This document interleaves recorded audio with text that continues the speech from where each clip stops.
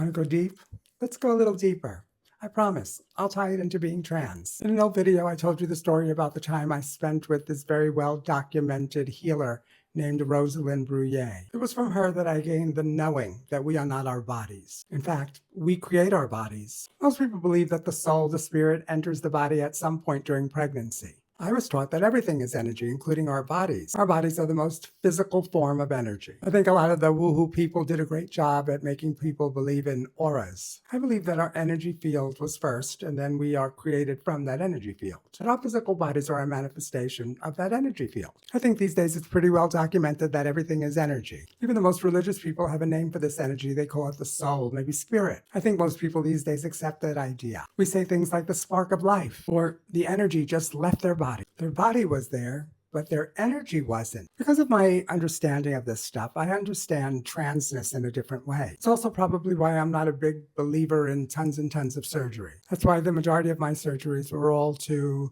give myself the appearance of the opposite sex that I was born. I didn't get a lot of surgery to appear more beautiful. I did what only I felt was necessary for me. Not more, not less. This isn't a criticism of anybody else. You do you. I believe that all illness begins in the energy field first and then impacts our bodies. I've seen and I've experienced energy fields being healed that resulted in bodies being healed, mine included. Anyway, something that's always fascinated me is that people who have amputations, people who lose an arm, a leg, due to an illness or an accident, still feel the body part, still have an awareness of that body part. Amputees often talk about, I can still feel my arm, I can still feel my leg. The majority of them still talking about feeling pain in this phantom body part. Interesting, right? Why?